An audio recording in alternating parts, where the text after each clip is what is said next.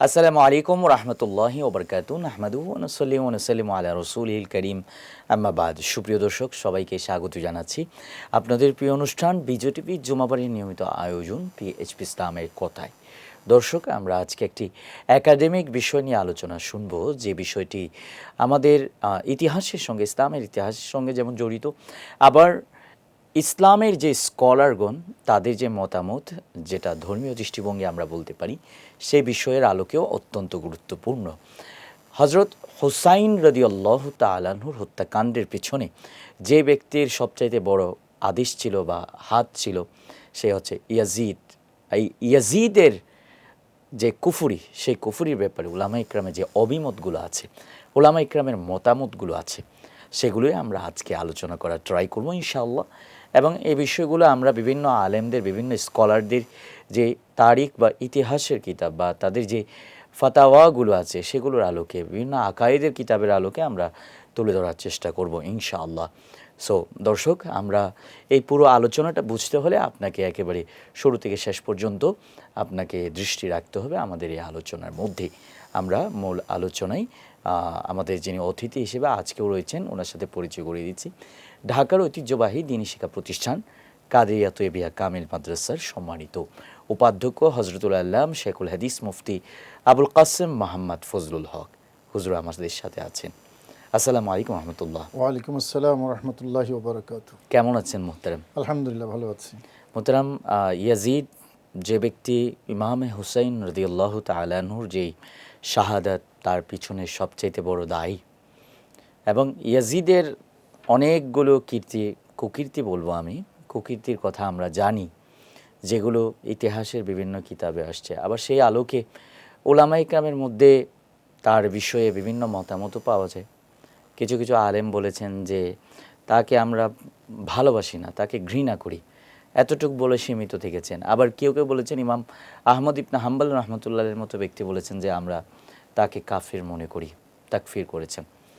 এবং আরও অনেক উলামা ইকরাম সেই কাতারে ছিলেন, বিশেষ করে ইমাম তাফতাজানি রহমতুল্লাহ সহ অনেক আইম্মা ইকরাম অনেক স্ট্রং অবস্থানে ছিলেন তার ব্যাপারে। তো এই ব্যাপারটা নিয়ে আমরা আজকে আলোচনা শুনবো। শুরুতে বলবেন ইয়াজিদের কুফুরির ব্যাপারে কোন কোন ইমাম বা কোন কোন আলেম তাদের বক্তব্য স্পষ্ট করেছেন। জি, ধন্যবাদ। বিসমিল্লাহির রহমানির রহিম। আসলে গুরুত্বপূর্ণ একটি বিষয় আজকের আলোচনা, ইয়াজিদ। জি, ইয়াজিদ আসলে আলোচ্য বিষয় নয়, ইয়াজিদ জাহান্নামের কীট। কিন্তু ইয়াজিদ যেই অপকর্ম করেছে, তার অপকর্মগুলো মানুষকে জানিয়ে, মানুষকে সতর্ক করা, হেদায়েতের রাস্তা আহ্বান করা, এটা হলো মূল উদ্দেশ্য। জি, নয়তো শুধু ইয়াজিদ আসলে আলোচ্য বিষয় হওয়ার কথাই না। আমি ইমাম তাফতাজানি রহমতুল্লাহ আলীর বক্তব্যটা দিয়ে শুরু করতে চাই। ইমাম তাফতাজানি রহমতুল্লাহ আলী ওনার বিশ্ববিখ্যাত যেই কিতাব, যেটা আলিয়া, কওমি সকল ঘরানায় পড়ানো হয়ে থাকে, ইমাম তাফতাজানি জি, ইয়াজিদের কুফুরি সম্পর্কে তিনি লিখেছেন। এবং লানত বিষয়টা, একটা বিষয় মনে রাখতে হবে, লানত, কারো উপর লানত দাবি করা, লানত দেয়া, এটা জায়েজ বলা মানে তার কুফুরি স্বীকার করা। রাইট। কারণ কুফুরি ছাড়া লানত দেওয়া জায়েজ নেই।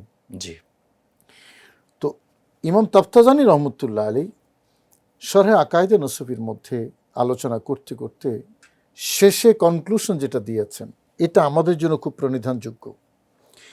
ইয়াজিদের কুফুরি এত, মানে ইয়াজিদের অপকর্মগুলো এত বেশি হয়েছে, সবগুলো একসাথে যদি করা হয় তাহলে এটা মানে একটা, দুইটা, তিনটা, ডবল, তিন ডবল, চার ডবল কুফুরির পর্যায়ে, মানে স্তরভিত্তিক কুফুরিতে চলে যায়।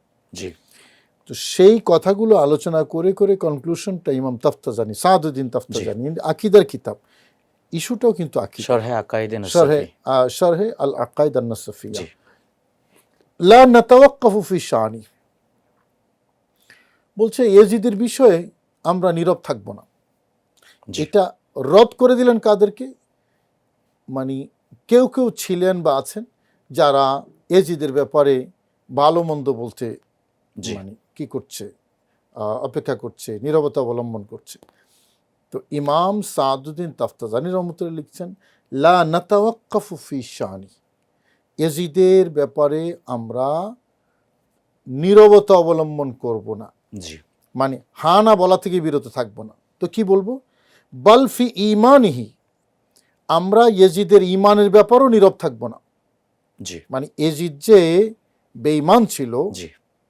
ইয়াজিদের যে ঈমান ছিল না, এই ব্যাপারে আমরা নীরব থাকব না। তার মানে আমরা বলবো ইয়াজিদ বেঈমান ছিল। এটা বলার পরে তাফতাজানি বলছেন, সুতরাং ফালানাতুল্লাহি আলাইহি, প্রথমে কুফুরির জি। ফতোয়া দিয়েছেন যে তার ঈমানের ব্যাপারে আমরা নীরব থাকব না। জি।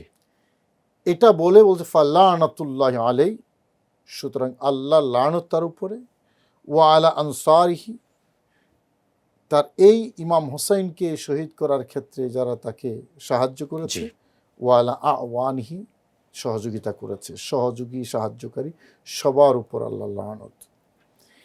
এই কথাটা দ্বারা ইমাম সাদুদ্দিন তাফতাজানি রহমতুল্লাহ আলাইহি স্পষ্টতই যে বার্তা দিয়েছেন আকায়েদের কিতাবের মধ্যে, তা হলো ইয়াজিদ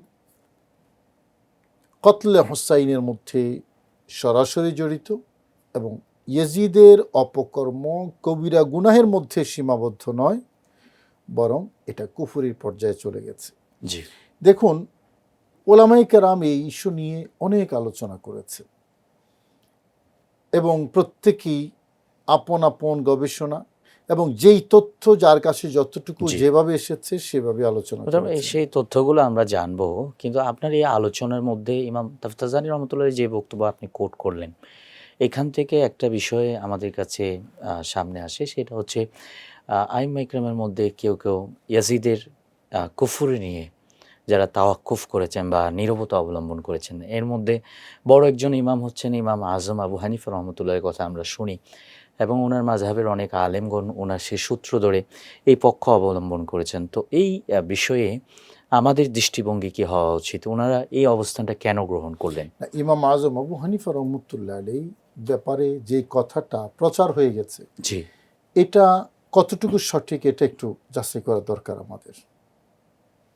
ইমাম আজম আবু হানিফা রহমতুল্লাহ আলাইহি যেই সুকুত এখতিয়ার করেছেন, এটা কতটুকু সঠিক এটাও কিন্তু আমাদের যাচাই করার বিষয়। জি।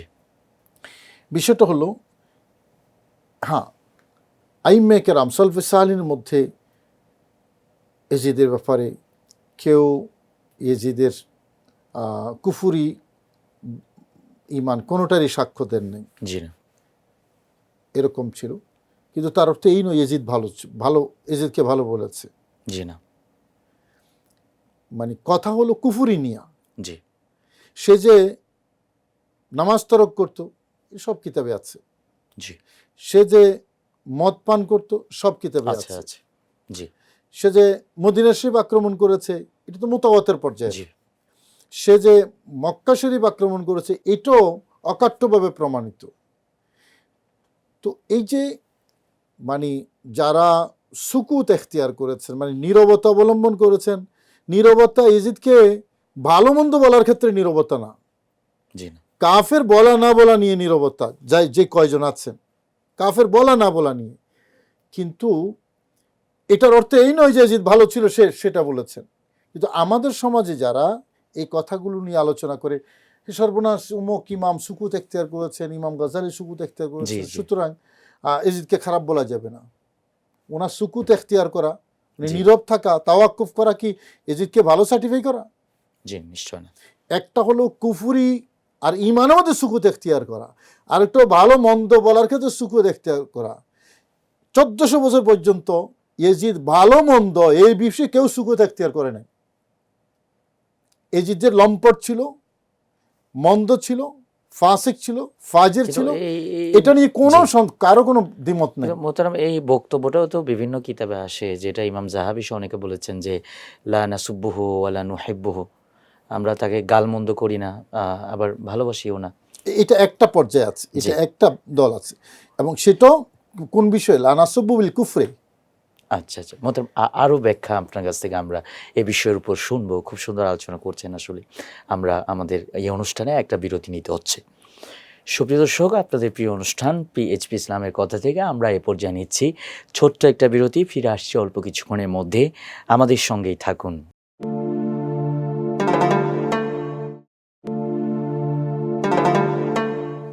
ফিরে এলাম বিরতির পর। সবাইকে আবারও স্বাগত জানাচ্ছি আপনাদের প্রিয় অনুষ্ঠান বিজয় টিভির জুমাবারের নিয়মিত আয়োজন পিএইচপি ইসলামের কথায়।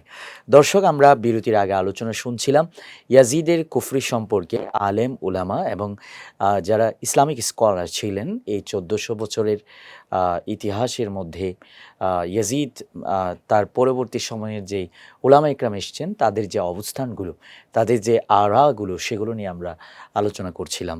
আবারও মূল আলোচনায় আমরা ফিরে যাচ্ছি। মোহতারাম, আপনি যেটা আলোচনা করেছেন, বিশেষ করে যে বক্তব্যটা আপনি বিরতির আগে বলছিলেন যে আইম্মা ইকরামের কেউ ইয়াজিদকে ভালো মন্দ বলার ক্ষেত্রে কোনো সুকুত এখতিয়ার করেন নাই।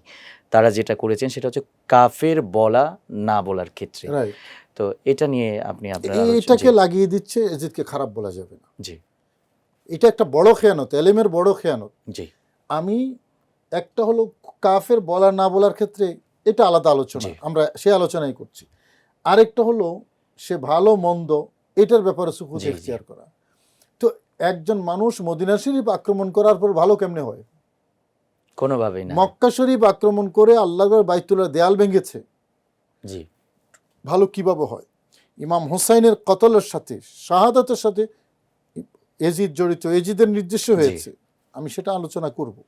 সে ভালো কিভাবে হয়? ভালো মন্দ নিয়ে কোনো পার্থক্য ইয়ে নাই, মতানৈক্য নাই।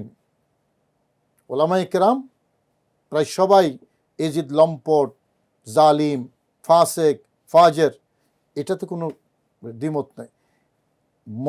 মতের ভিন্নতা হয়েছে কাফের বলবো কি না এটা নিয়ে। জি তাফতাজানি বলেছেন অবশ্যই, মানে তার উপরে লানত, তার সহযোগী সাহায্যকারী যারা তাদের উপর লানত, তার মানে কুফরি, কাফের। এবং শুধু তাফতাজানি একা না, ইমাম হাফেজ নাসের, ইবনু জুজি, ইমাম ইবনু জি। জুজি রহমতুল্লাহ আলী, তিনিও এজিদ যে কুফরি, জি, এজিদ জি, যে কুফরি, জি। এটার উপর তিনি একেবারে অকাট্য। কিতাব লিখেছেন তিনি। আবু ইয়ালা, কাজী জি। আবু ইয়ালা, তিনিও এজিদের কুফরির কায়েল। এজিদ জি। কাফের ছিল, কুফরি করেছে। আল্লামা তাফতাজানের কথা তো বললামই। এরপরে দেখুন ইমাম ইবনে জুজির কথা তো বললাম, আবু ইয়ালা, এবং ইমাম আহমদ বিন হাম্বল, ইমাম জালালউদ্দিন সুয়ুতিও জি লানতের কায়েল, কুফরি কায়েল। ইমাম সুয়ুতি মানে অনেকের মতে তিনি মুজতাহিদ মুতলাক জি ছিলেন, তিনিও এই এজিদের কুফরি কায়েল। হযরত ইমাম আহমদ বিন হাম্বল রহমতুল্লাহ আলাইহ, জি তিনি তো আসলে রঈসুল মুত্তাকিনদের একজন। অবশ্যই, নিঃসন্দেহে। দ্বীনের ক্ষেত্রে ওনার তাকওয়া, পরহেজগারি, সতর্কতা, ইলমে দ্বীনের ক্ষেত্রে আমানতদারিতা। তো ওনাকে ওনার ছেলে আব্দুল্লাহ জি একবার জিজ্ঞেস করেছিল যে ইয়াজিদকে লানত করা যাবে, লানত দেওয়া যাবে? আগেই বলেছি লানত দেওয়ার অর্থই হলো কাফির। কাফের। জি ইমাম মাহমুদ বিন হাম্বল রহমতুল্লাহ বলেছেন, আমি কিভাবে এমন ব্যক্তিকে লানত করতে নিষেধ করব যাকে আল্লাহ কোরআনে কারিমে লানত করেছেন? আল্লাহু আকবার। আমি এমন ব্যক্তিকে কিভাবে লানত করতে নিষেধ করব যাকে আল্লাহ কোরআনে কারিমে লানত করেছেন? তখন ওনার সন্তান ওনাকে জিজ্ঞেস করছেন, বাবা আমি তো কোরআনে কারিম তেলাওয়াত করেছি, এজিদকে আল্লাহ লানত করেছেন সেরকম তো কিছু পাইনি। জি তখন ইমাম মাহমুদ বিন হাম্বল রহমতুল্লাহ আলাইহি বলেছেন যে ফাহাল আসাইতুম ইন তাওয়াল্লাইতুম আন তুফসিদু ফিল আরদি ওয়া তাকাত্তাউ আরহামাকুম উলাইকা আল্লাযীনা লাআনাহুমুল্লাহ। সূরা মুহাম্মদের 22 এবং 23 নম্বর আয়াত।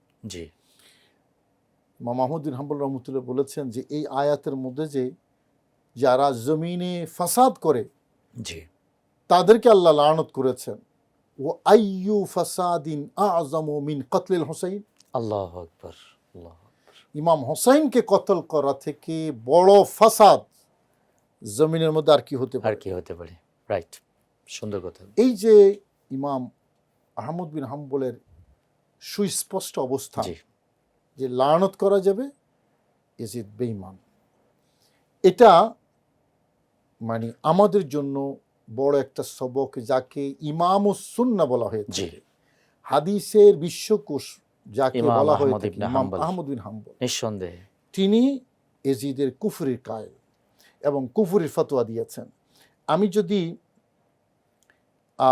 আল্লামা আলুসি রহমতুল্লাহ আলাই, এই ঘটনাটা কিন্তু আল্লামা আলুসি বর্ণনা করেছেন। জি কাজী সানাউল্লাহ পানিপত্তি জি ভারতবর্ষে তিনিও একজন বড় মাফির তাফসীর বিশারদ, তাফসীর জি। বিশারদ ছিলেন। তো সানাউল্লাহ পানিপত্তিও ইয়াজিদ কাফের ছিল, ইয়াজিদের কুফরির কায়েল, অর্থাৎ ইয়াজিদ কুফরি করেছে এই সকল কাজের মাধ্যমে। এটাও সানাউল্লাহ পানিপতি রহমতুল্লাহ আলাইহি লিখেছেন। আচ্ছা, এখানে আরেকটা বিষয় বলা দরকার যে ইয়াজিদ আসলে ইয়ের সাথে, কতলা হোসাইনের সাথে, হোসাইন রাদিয়াল্লাহু তাআলা আনহুর কতলের সাথে জড়িত কিনা, জি মানে এটা একটা বর্তমান এবং অতীত সবচেয়ে যুগের গুরুত্বপূর্ণ টপিক এটা এখানে। অতীত যুগের জি কেউ কেউ, এবং বিশেষ করে সালাফি ঘরানার খারেজি যারা, জি তারা তো ইয়াজিদকে তার মানে জীবন দিয়ে ভালোবাসে। জি ইয়াজিদ তাদের এত প্রিয়, এত মহব্বতের, মানে ইয়াজিদের প্রেম ছাড়তেই পারে না। এবং আমাদের দেশেও ইয়াজিদকে নামাজি বানানো, ইয়াজিদকে তাহাজ্জুদ গুজার বানানোর এই ফতোয়া আমরা কিন্তু দেখতে পাই, এবং খুব কি বলে একেবারে দিল মাঠে খোশ করে, ময়দানে বলা হয় দিল অনেকটা। খোশ করে বলে যে জি। না, ইয়াজিদ তাহাজ্জুদ গুজার ছিল, মানে তাকবীরে উলার সাথে কি পড়তো, জি নামাজ পড়তো, নাউযুবিল্লাহ মিন যালিক। এখন আমি হযরত আব্দুল্লাহ ইবনে আব্বাস রাদিয়াল্লাহু তাআলা আনহুর দুইটা চিঠির কথা ইমাম তাবরানী রহমতুল্লাহ বর্ণনা করেছেন। আব্দুল্লাহ ইবনে আব্বাস রাদিয়াল্লাহু তাআলা আনহু, সেটা কি, আব্দুল্লাহ ইবনে আব্বাস ইয়াজিদের কাছে চিঠিতে ইয়াজিদকে স্মরণ করায় দিচ্ছে কি, সুম্মা কাতাবতা ইলা ইবনে মারজানা, এই ইয়াজিদ তুমি ইবনে মারজানার কাছে চিঠি লিখেছো। ইবনে মারজানা মানে ইবনে জিয়াদ। তুমি ইবনে মারজানার কাছে চিঠি লিখেছো, ইয়াস্তাকবিলহু বিল খাইলে ওয়ার রিজালে ওয়াল আসিন্নাতে ওয়াস সুয়ুফে। চিঠিতে কি বলেছো, ইমাম হোসাইনকে যেন ইস্তেকবালিয়া করে, কি দিয়ে, ঘোড়া নিয়া, বীর যোদ্ধা নিয়া, তলোয়ার নিয়া, নেজা এবং বর্ষা। বর্ষা নিয়া।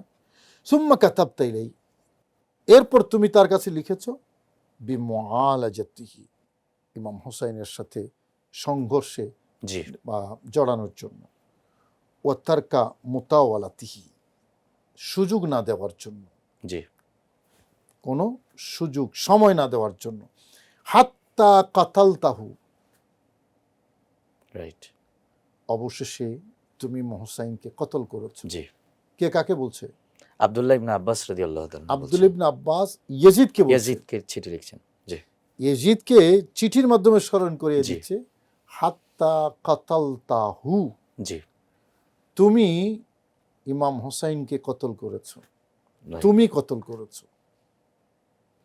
আর আমাদের দেশের মোল্লা মৌলবীরা বলে ইমাম হোসাইনের কতলের সাথে ইয়াজিদ জড়িত না। আফসোস। সাহাবী রসুল আব্দুল্লাহ ইবনে আব্বাস বলছেন কাতালতাহু, তুমি তাকে কতল করেছো, এবং ওয়ামা মাহু, ইমাম হোসাইনের সাথে যারা ছিল, মিন ফিতিয়ান বনি আব্দুল মুত্তালিব আহলিল বাইত, রাইট।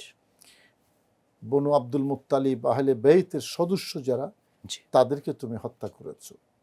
কাতালতা শব্দ দ্বারা স্পষ্ট করে দিলেন যে হত্যাকাণ্ডের সাথে কে হত্যাকাণ্ডের জড়িত। সাথে জি কে জড়িত, ইয়াজিদ জড়িত। এরপরে ইবনে জিয়াদের আরেকটা বক্তব্য ইবনুল আসির আল কামিল ফি তারিখের মধ্যে লিখেছেন। ইবনুল আসির রহমতুল্লাহ আলাইহির যে বক্তব্যটা ইবনে জিয়াদের, সেটা আপনার কাছ থেকে আমরা বিরতির পর শুনবো ইনশাআল্লাহ। আরও একটি বিরতি নিতে হচ্ছে। সুপ্রিয় দর্শক, আপনাদের প্রিয় অনুষ্ঠান পিএইচপি ইসলামের কথা থেকে আমরা এই পর্যায়ে নিচ্ছি ছোট্ট আরও একটি বিরতি। ফিরে আসছি অল্প কিছুক্ষণের মধ্যে, আমাদের সঙ্গেই থাকুন।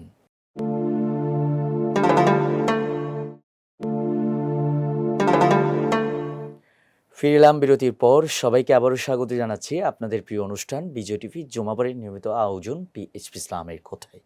দর্শক, বিরতির আগে আমরা আলোচনা শুনছিলাম ইয়াজিদের কুফরি সম্পর্কে ওলামা ইকরামের অভিমত। খুব চমৎকার একাডেমিক এবং অথেন্টিক কিতাবের রেফারেন্স সহকারে আলোচনা চলছিল। আমরা আবারও মূল আলোচনায় ফিরে যাচ্ছি। মোহতারাম, আপনি বিরতির আগে যেটা বলছিলেন, বিশেষ করে ইমাম হুসাইন রাদিয়াল্লাহু তাআলা আনহুর শাহাদাতের সাথে একেবারেই সরাসরি ইয়াজিদ জড়িত ছিল। তার হুকুমে এটা হয়েছে এবং সেটা আব্দুল্লাহ ইবনে আব্বাস রাদিয়াল্লাহু তাআলা আনহুর যেই চিঠি তিনি ইয়াজিদকে লিখেছিলেন, সেই চিঠি থেকে অনেকটাই স্পষ্ট, একেবারে অনেকটা পরিষ্কার, পুরোই একেবারে পুরোই পুরোটাই পরিষ্কার। পরিষ্কার। আর কি আছে এ বিষয়ে? ইবনে জিয়াদের একটা বক্তব্য, জি, ইবনুল আসির বিশ্ববিখ্যাত ইতিহাসবিদ, ওনার কিতাব আল কামিল ফিত তারিখ জি, লিখেছেন।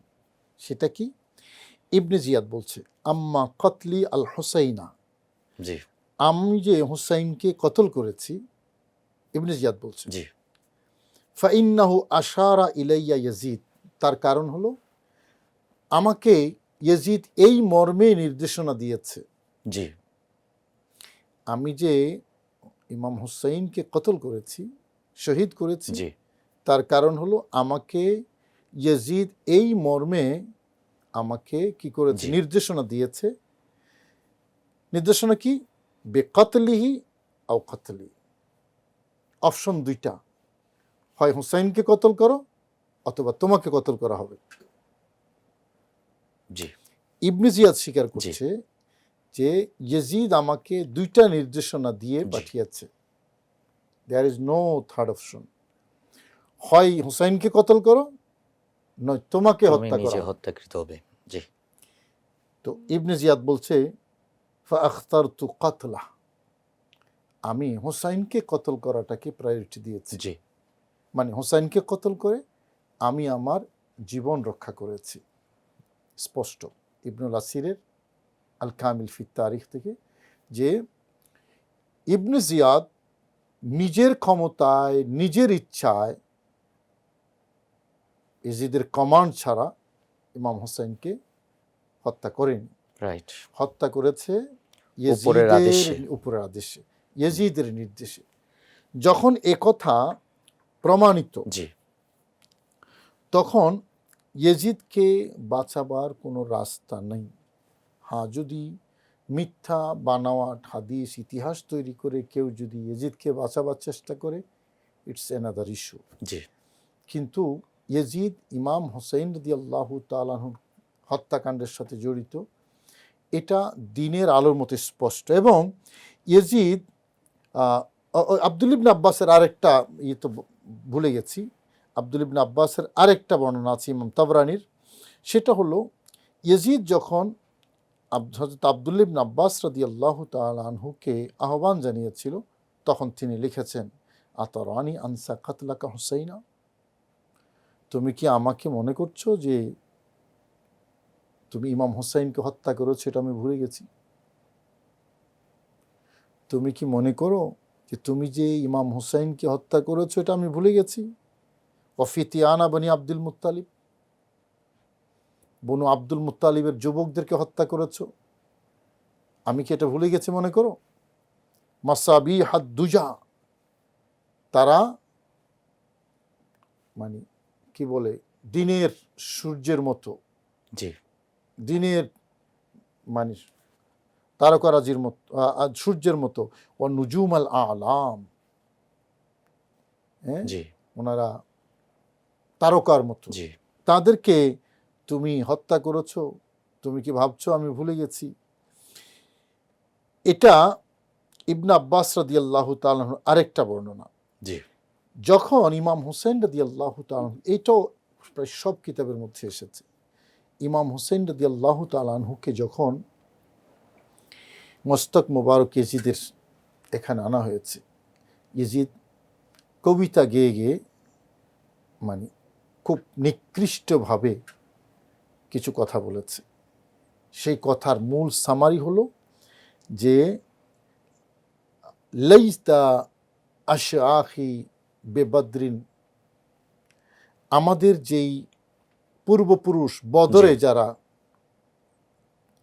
নিহত হয়েছে, জি, মানে আবু জেহেল, আবু সুফিয়ান সহ আবু কি উমাইয়া সহ জি 70 জন যারা সেখানে নিহত হয়েছে মুসলমানদের হাতে, যে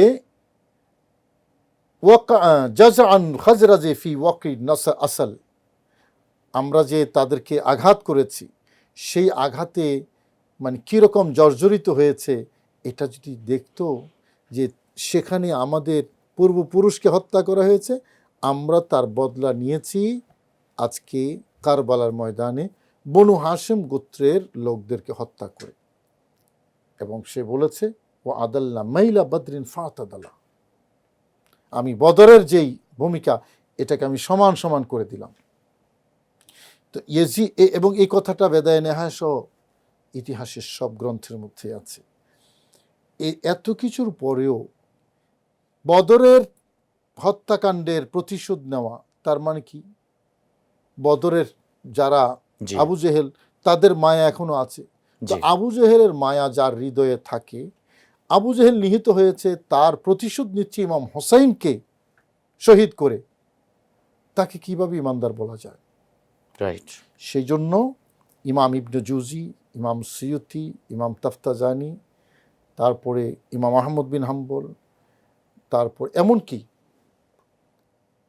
আপনার ভারত উপমহাদেশের সালাফি যারা, তাদের একজন স্কলার সিদ্দিক হাসান খন্নুজি, জি ওনার কিতাবের নাম বগিয়াতুর রায়েত ফি শরহিল আকায়েদ। জি এই কিতাবের মধ্যে উনি ফার্সি ভাষায় একটা আছে যে এহতেমালে তওবা ও রুজু উ কুজাস্ত, তওবা এবং তার ফিরে আসা ঈমানের পথে, এটা কোথায়, এটা সম্ভাবনা কই? মানে এটার কোনো সম্ভাবনা অস্তিত্ব নাই। নাই, অস্তিত্ব নাই।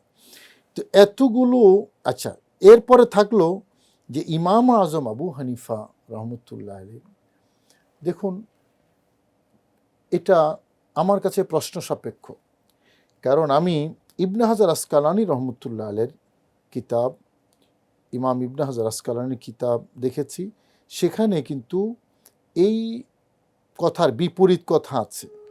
এবং আমি যদি এখানে আল ইমতা বিল আরবাঈন, ইমাম ইবনে হাজার আসকালানি রহমতুল্লাহ লিখেছেন যে ইমাম তাবারি নামে একজন প্রসিদ্ধ ইমাম ছিলেন, ইমাম জুয়াইনির ছাত্র, ইমাম গাজালি রহমতুল্লাহ আলাইহির সমসাময়িক জি এবং ক্লাসমেট।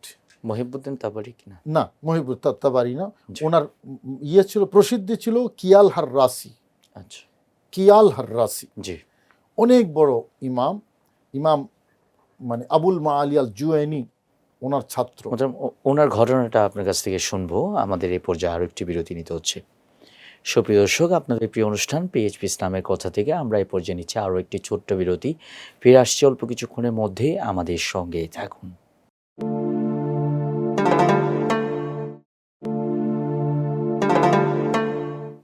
ফিরে এলাম বিরতির পর। সবাইকে আবারও স্বাগত জানাচ্ছি। সুপ্রিয় দর্শক, আপনাদের প্রিয় অনুষ্ঠান বিজয় টিভি জুমাবাড়ির নিয়মিত আয়োজন পিএইচপি ইসলাম। আমরা বিরতির আগে ইয়াজিদের কুফরি সম্পর্কে উলামা ইকরামের যে অভিমতগুলো সেগুলো নিয়ে আলোচনা শুনছিলাম। আবারও মূল আলোচনায় ফিরে যাচ্ছি। মোহতারাম, আপনি একটা ঘটনা বলছিলেন, ইমাম জুয়াইনি রহমতুল্লাহের কোনো একজন ছাত্র, তার সেই ঘটনাটা যদি বলতেন। তিনি কোনো একজন ছাত্র না, প্রসিদ্ধ ছাত্র, প্রসিদ্ধ ছাত্র। জি কিয়া আল হাররাসি, তিনি 4 ইমামের কৌল বর্ণনা করেছেন জি ইয়াজিদকে লানত করার ব্যাপারে। প্রসঙ্গটা ছিল লান ইয়াজিদ, ইয়াজিদকে লানত করার ব্যাপারে।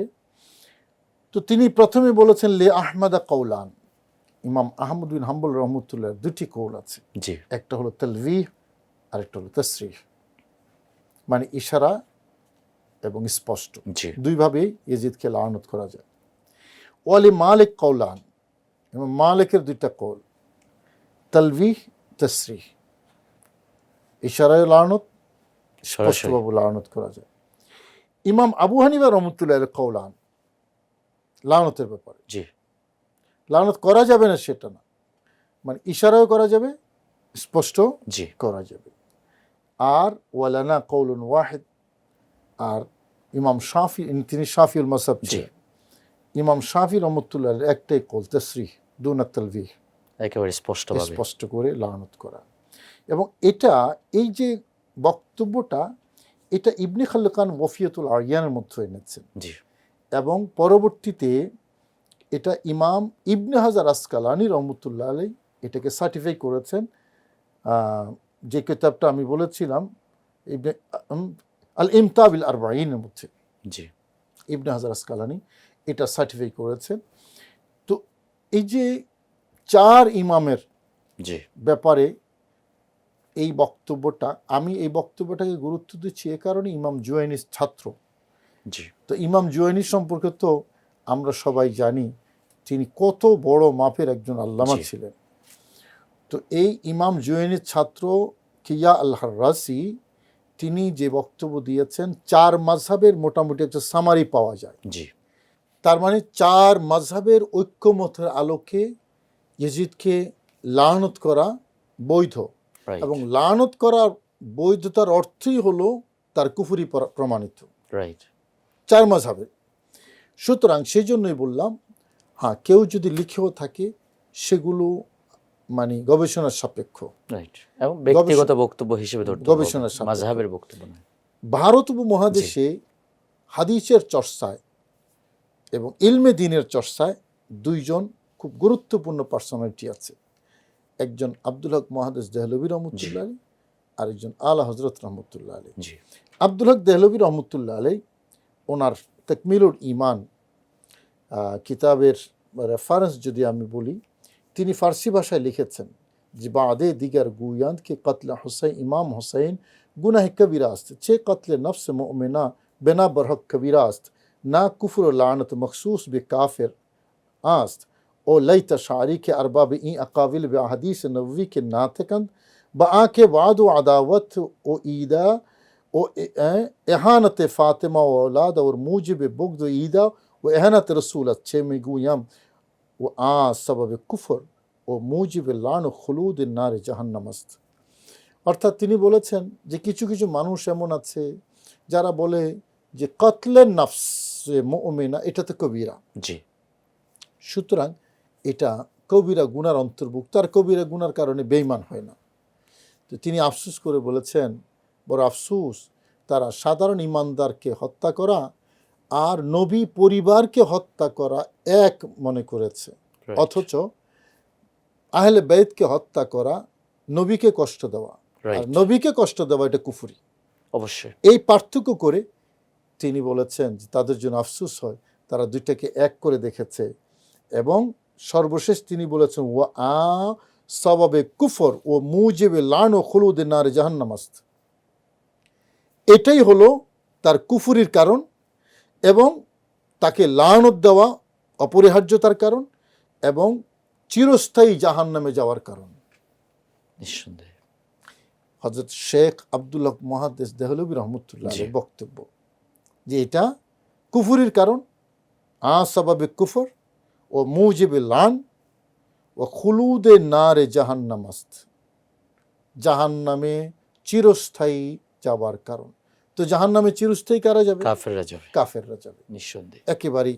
তো প্রথমে সবাবে কুফর বলেছেন, এরপর লানতের কথা বলেছেন। তার মানে আব্দুল হক মুহাদ্দিস দেহলভী রহমতুল্লাহ আলাইহি মতো একজন মানে সর্বজন স্বীকৃত গ্রহণযোগ্য মুহাদ্দিস, ভারত উপমহাদেশে মুহাদ্দিসদের যিনি পুরোধা, জি, তিনি এজিদের কুফুরির কায়েল, তাকে লানত, নিঃসন্দেহে লানত করা যাবে।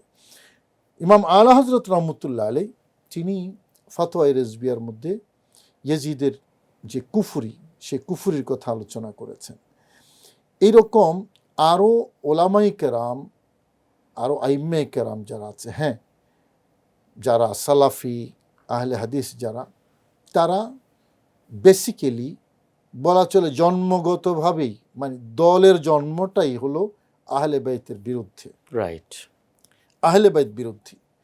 তারা আহলে বাইতের শান মান মর্যাদা সইতে পারে না, এবং সে কারণে ইয়াজিদকে তেলমারা, এজিদকে উপরে তোলা, এজিদকে কখনো নামাজি বলে, কখনো আমিরুল মুমিনিন বলে, জি। কখনো খলিফাতুল মুসলিমিন বলে, মানে বিভিন্ন এবং নামে শেষে রাদিয়াল্লাহু আনহু পর্যন্ত রাইট। বলে। জি। এবং এজিদকে বাঁচানোর জন্য তাদের এলেমের যত মানে ফান্ড আছে সব ফান্ড খরচ করবে এজিদের, কিভাবে এজিদকে বাঁচানো যায়, ইতিহাসকে মানে তুচ্ছতাচ্ছিল্য করে, তারপরে কোনোভাবে ব্যাখ্যা করে এজিদকে বাঁচানোর যে অপপ্রয়াস, আসলে এটা হলো মানে এলিমের অন্ধকার।